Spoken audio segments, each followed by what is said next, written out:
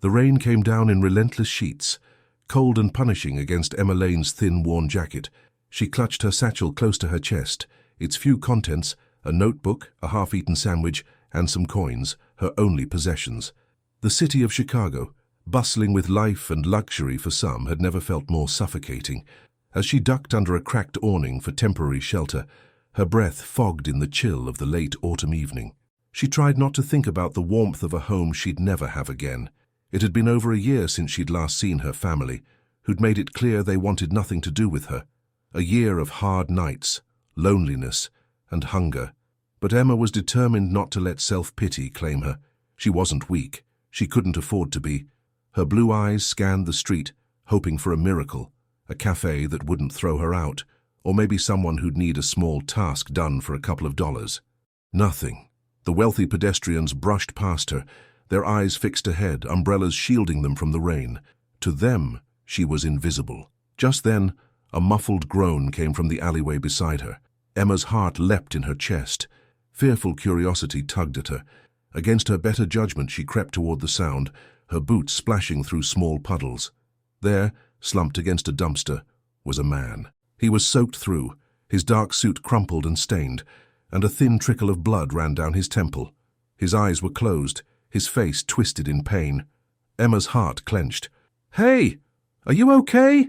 she called out, her voice trembling. He didn't respond. A surge of panic hit her. He looked like he could be dead. Kneeling beside him, she shook his shoulder gently. His eyelids fluttered, and for a moment she found herself staring into a pair of dark brown eyes, eyes that held a storm of confusion and vulnerability. "You're alive," she whispered in relief. "Can you hear me? What happened to you?" He tried to speak, but his voice was barely a croak. "Help!" Emma bit her lip, scanning the street again. No one even glanced in their direction. This part of the city wasn't known for its compassion. She had no phone and no clue how to get help. But she couldn't leave him here. "Come on," she murmured, slipping her arm under his shoulder. He was heavy, and she was weak from too many skipped meals. Gritting her teeth, she pulled him up, supporting his weight. "We need to get out of here before someone less friendly finds us." It took all her strength to lead him down the alley, away from prying eyes. They emerged onto a quieter street, where the glow of a cheap diner beckoned. The smell of grease and burnt coffee hit her, but it was warm inside and the place was nearly empty. The waitress eyed them warily as they stumbled in, but one look at the man's pale face seemed to soften her stance. "Booth in the corner. Don't make a scene." "Thank you," Emma said breathlessly, guiding him to the seat.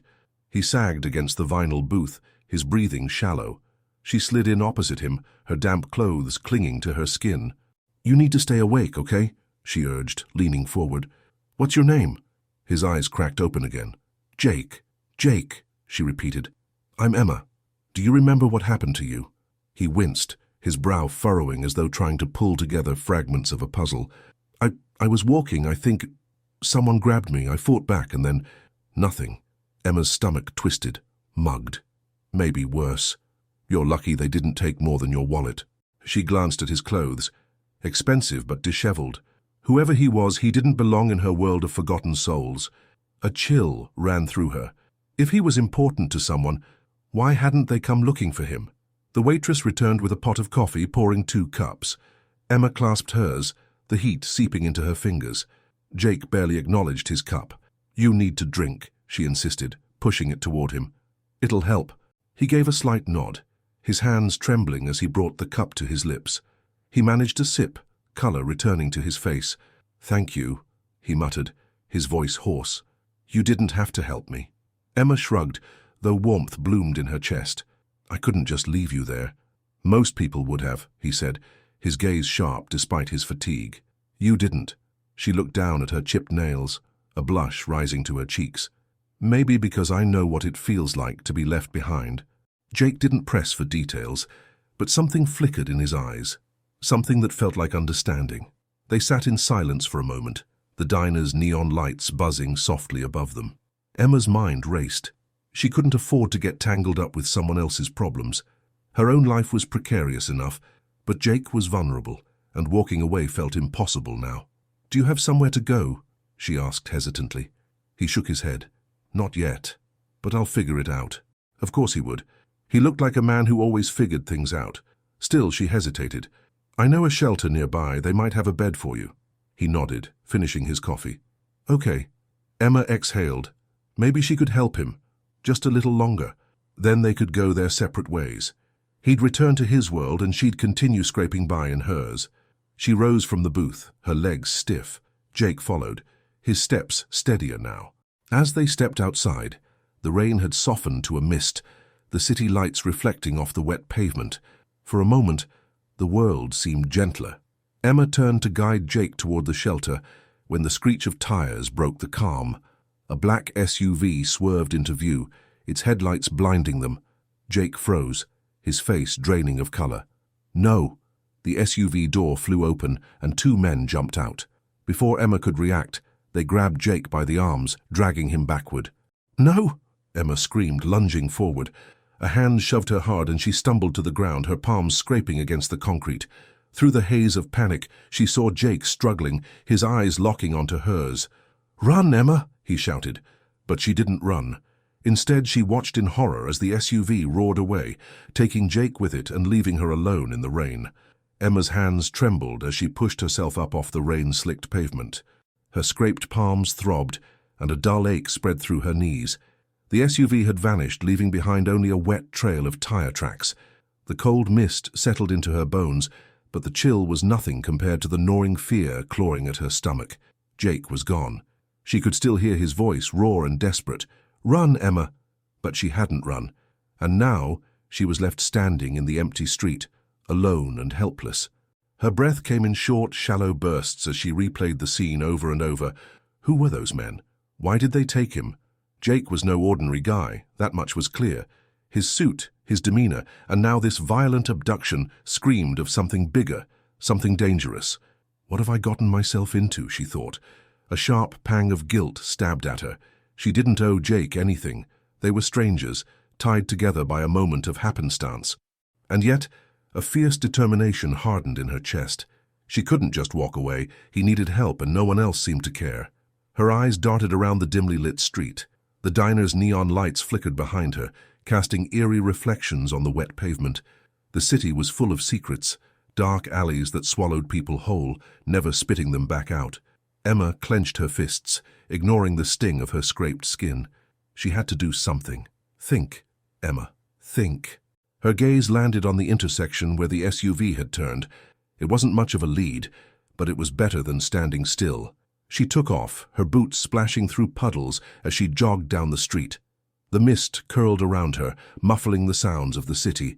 Her breath came faster, but she pushed through the ache in her legs. Turning the corner, she paused, scanning the street. Empty sidewalks, closed shops, a few late-night taxis speeding past. No sign of the SUV. Her shoulders slumped, frustration bubbling up inside her. She was chasing ghosts. Wait. Her eyes narrowed at a red glow in the distance. A traffic light. If the SUV had stopped there, maybe someone had seen something. She hurried to the corner, where a small convenience store's lights still burned. A middle-aged man stood behind the counter reading a newspaper. Emma pushed open the door, the bell jangling above her. The man looked up, his eyes narrowing. "You're dripping all over my floor." Sorry," she gasped, her voice shaky. "Please, did you see a black SUV go by a few minutes ago? There were men. They grabbed someone." The man's brows knitted together. "Yeah, I saw it. Weird scene. They peeled out of here like bats out of hell. Turned left down 7th Avenue. Hope flared in her chest. "Thank you." "Hey," the man called as she spun to leave. "You look half drowned. Take care of yourself, kid." She nodded, barely hearing him as she bolted back into the night. 7th Avenue stretched ahead, dark and menacing. Emma's breath fogged the air as she jogged along the sidewalk.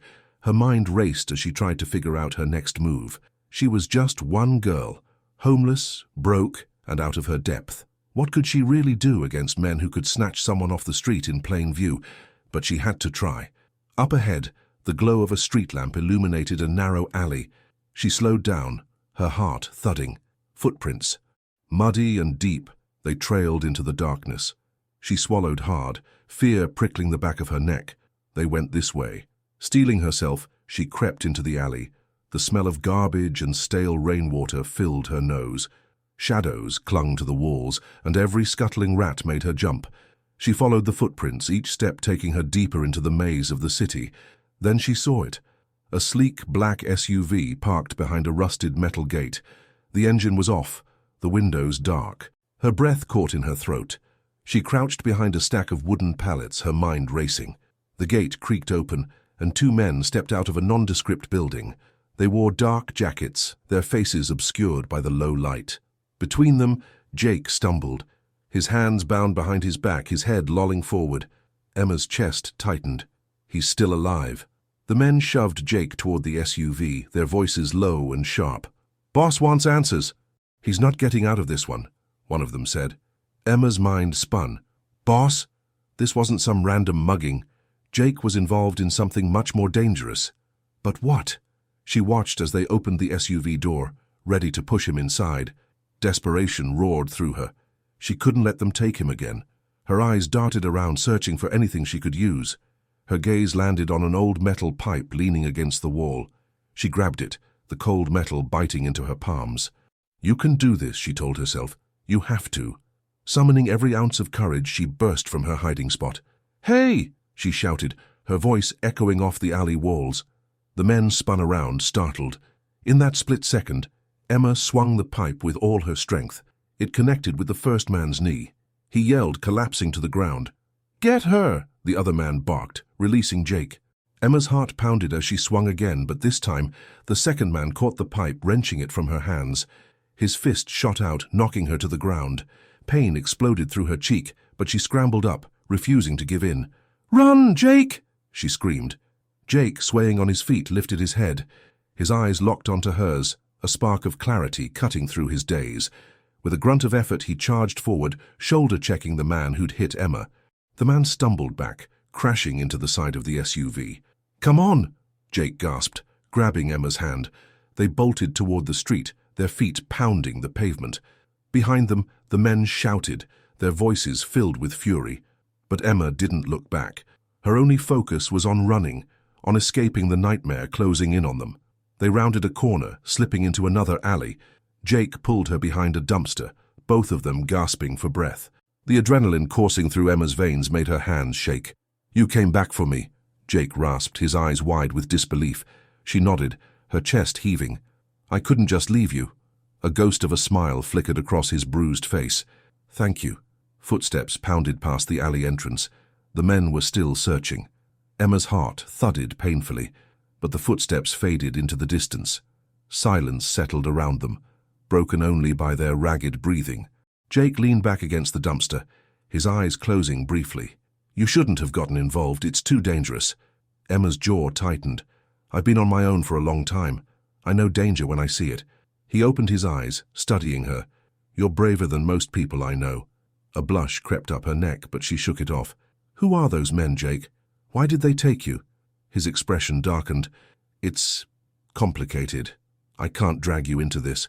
"It's too late for that," she said softly. "I'm already in it." He exhaled slowly, nodding. "Okay, but first, we need to get somewhere safe. I know someone who can help." Emma hesitated. Trusting people had never worked out for her before, but something about Jake, the quiet resolve in his eyes, the way he'd fought to protect her, made her want to believe him. "Lead the way," she said. Together they slipped out of the alley, disappearing into the night. The night wrapped around them like a thick blanket, hiding their movements but offering no comfort. Emma clutched Jake's arm, trying to steady his unsteady steps as they hurried through the deserted streets.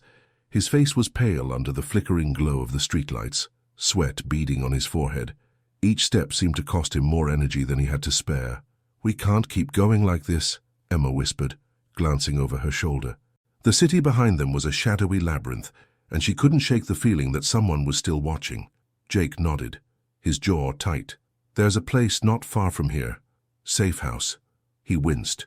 "If we can make it there, we'll be okay." "Okay," she agreed, her heart hammering in her chest.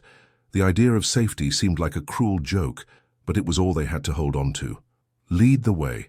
They moved in silence, the sounds of the city a distant hum beneath their pounding footsteps. The rain had stopped, but the streets were still slick, reflecting twisted distortions of their figures as they slipped through back alleys and side streets. Finally, Jake turned into a narrow alley hidden between two dilapidated buildings. He stopped in front of a rusted metal door covered in graffiti. He lifted his hand to knock, but his fingers trembled so badly that Emma gently took over, rapping on the metal with firm, deliberate beats. For a moment, nothing happened. Then the door creaked open a crack, and a pair of sharp eyes peered out. "Jake?" The voice was low, incredulous. "Yeah," Jake managed. "Let us in, Dex." The door opened wider, revealing a wiry man in his early 30s with scruffy brown hair and a permanent scowl. He took one look at Jake's condition and stepped aside, waving them in. Emma half-dragged, half-guided Jake inside, her own legs trembling with exhaustion. The door clanged shut behind them, locking out the cold and the danger. Emma took in their surroundings, a dimly lit room that smelled of stale cigarettes and desperation. The walls were lined with metal shelves cluttered with tools, boxes, and electronics. In the corner, a threadbare couch sagged under its own weight. Dex crossed his arms, his gaze flicking between Emma and Jake. "What the hell happened to you, man?" Jake collapsed onto the couch, exhaling sharply. "I got sloppy. They found me." Dex's face darkened. "Who?" Jake hesitated, his eyes meeting Emma's for a brief second before he spoke. "Mason's crew. They're working for someone bigger now, someone who wants me out of the picture." Dex let out a low whistle. "You really pissed off the wrong people this time." Emma's head spun with confusion. Mason's crew, someone bigger.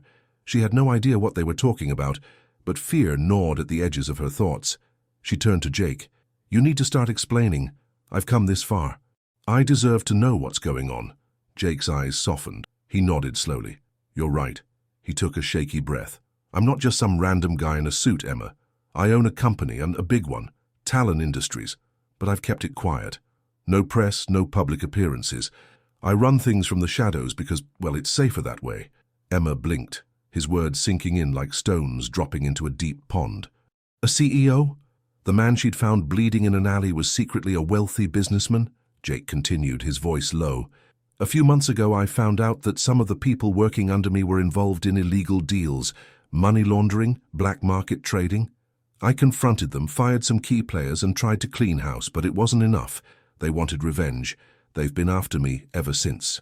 Dex snorted. "They're not just after you, man. They want to bury you." Jake nodded grimly. "They grabbed me tonight because they think I have information, something that could ruin them. And they're not wrong. I've been gathering evidence. If I can get it to the right people, I can shut them down for good." Emma's heart pounded in her ears. "But they're dangerous, Jake. If they find you again—" "They won't," he said firmly, though the exhaustion in his eyes told a different story. "I just need to rest, and then I'll finish this." Dex sighed, running a hand through his messy hair. "You're playing a dangerous game, my friend. And who's this?" He nodded at Emma. "She's the reason I'm still alive," Jake said quietly. "She saved me." Dex's eyes softened slightly. "Then you've got guts, girl. More than most." He gestured to a small kitchen area. "There's food and water. Make yourselves at home for now." Emma nodded, gratitude and exhaustion warring inside her. "Thank you." She helped Jake off the couch, guiding him to a small room tucked behind a curtain. He sank onto a thin mattress, wincing as he lay back. "You should sleep," she whispered.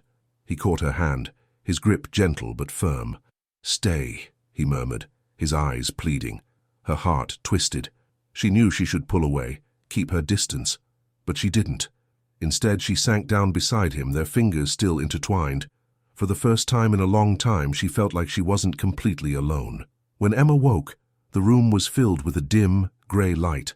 Jake was still asleep, his face relaxed but pale. She slipped out quietly, stretching her sore limbs.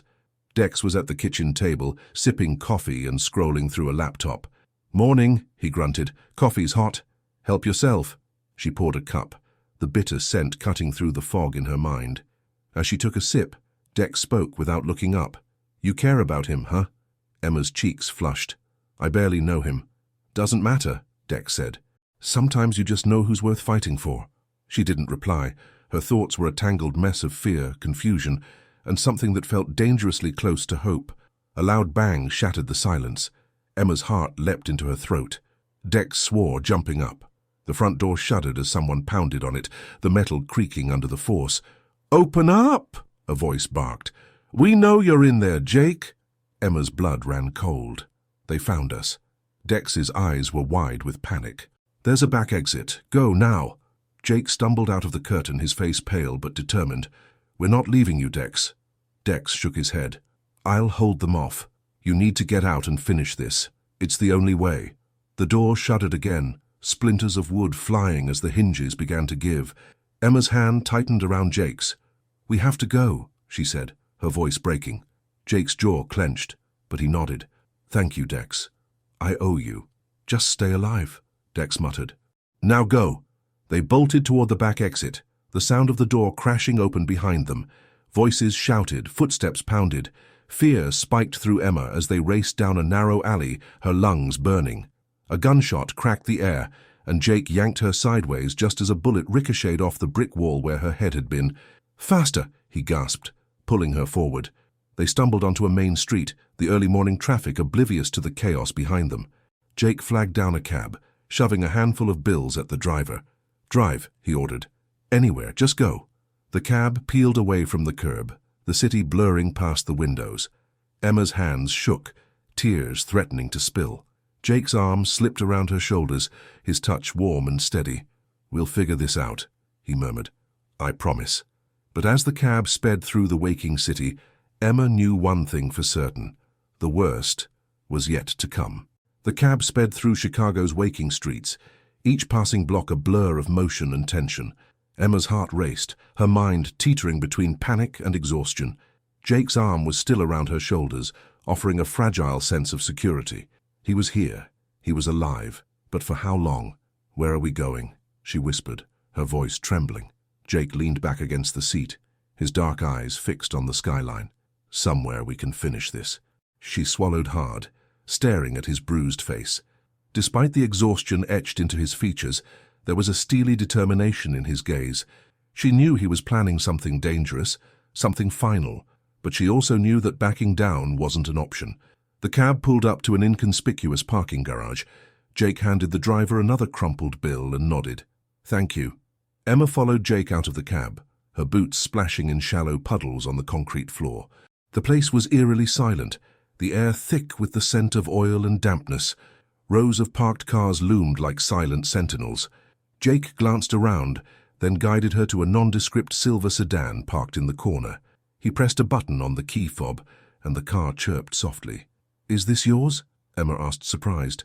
"One of my backup vehicles," he replied, opening the door for her. "It's untraceable." She slid into the passenger seat, her nerves humming with anxiety. The door clicked shut, and Jake got in beside her, his fingers tapping a silent rhythm on the steering wheel. He took a deep breath, the weight of everything they'd been through hanging between them. "We need to end this," he said quietly. Emma's eyes searched his face. "How?" "I have the evidence. Files, documents, recordings. Everything Mason and his crew have been doing." His jaw tightened. "It's all on a secure drive at my office. If we can get it and send it to the authorities, they're done. No more running." Her stomach twisted. "But they know you're after them. They'll be waiting." "I know," he admitted. "That's why it's dangerous. But it's the only way." Emma's hands clenched into fists. Fear gnawed at her insides, but the thought of walking away was unbearable. Jake had risked everything. He had trusted her, relied on her. She couldn't abandon him now. "I'm with you," she said, her voice steady. He turned to her, his eyes softening. "You don't have to do this, Emma." "I know," she whispered. "But I want to." For a moment, they just looked at each other, the world outside fading away. Then Jake nodded, determination hardening his features. "Let's finish this." The drive to Talon Industries was tense and quiet, the hum of the engine the only sound. The sun had risen fully, casting long shadows across the gleaming skyscrapers. The city seemed oblivious to the storm brewing beneath its polished surface. Jake parked the car a block away from his office building, his fingers gripping the steering wheel. "We go in fast. Get the drive and get out. No hesitation." Emma nodded, her heart hammering in her chest. They stepped out of the car, the morning air crisp and cold against her skin. Jake took her hand briefly, giving it a reassuring squeeze. "Stay close," he murmured. They approached the building's back entrance, a heavy metal door tucked away in an alley. Jake swiped a key card, and the door clicked open. The hallway inside was dimly lit and silent, the air thick with anticipation. They slipped through the corridors, Jake's every movement precise and deliberate. Emma's pulse raced, the sound of her footsteps echoing in her ears. She fought to keep her breathing steady. They reached a small office tucked at the end of the hallway. Jake pushed the door open and ushered her inside. The room was minimalist, a sleek desk, a leather chair, and a row of locked filing cabinets. Jake knelt by the bottom drawer, pulling out a key from his pocket. The lock clicked open, and he extracted a small black flash drive. "This is it," he said, holding it up. "Everything we need." Relief surged through Emma, but it was short-lived. A voice shattered the silence. "Going somewhere, Jake?" They spun around. The door slammed shut, and Mason stood there, flanked by two of his men. His cold eyes glittered with malice, and a cruel smile twisted his lips. "You didn't think it would be that easy, did you?" Mason sneered. "You've been a thorn in my side for too long. Time to remove it." Jake stepped in front of Emma, his body shielding her. "This ends today, Mason. You won't get away with it." Mason chuckled. "Oh, I think I will. You've got no way out. And you." His eyes flicked to Emma.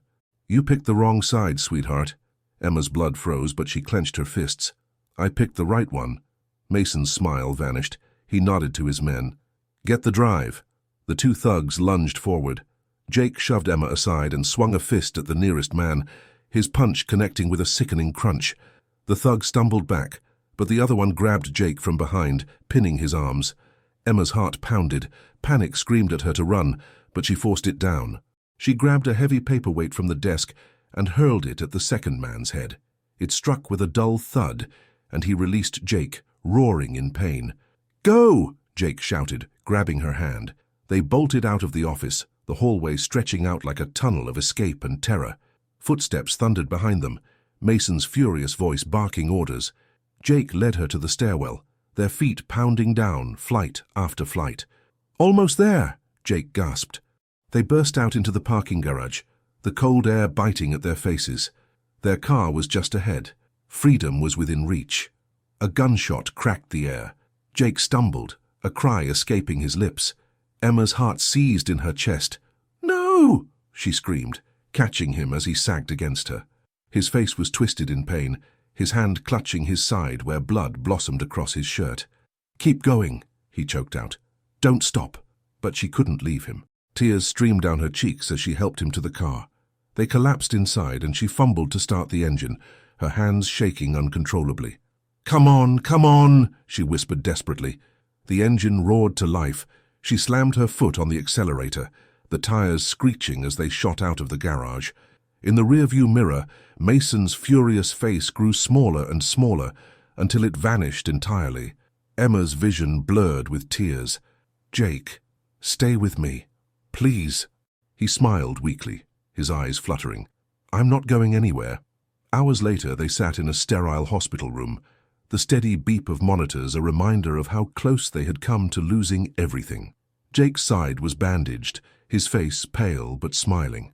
Emma sat beside him, her fingers intertwined with his. Relief, exhaustion, and something deeper filled the space between them. "It's over," Jake murmured. "The evidence is in the right hands. Mason and his crew are finished." She nodded, a tear slipping down her cheek. "You did it. We did it," he corrected softly. He lifted her hand to his lips, brushing a kiss over her knuckles. "I couldn't have done this without you." Warmth bloomed in her chest, chasing away the shadows. "I'm glad I stayed."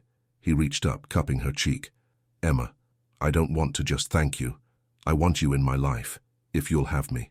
Her heart soared. For the first time in years, she felt seen, cherished, loved. She leaned in, her lips brushing against his. "I'm not going anywhere." Their kiss was soft and lingering, a promise of a future built on trust, resilience, and love. The storm had passed, and in its wake, they found something worth holding on to, together.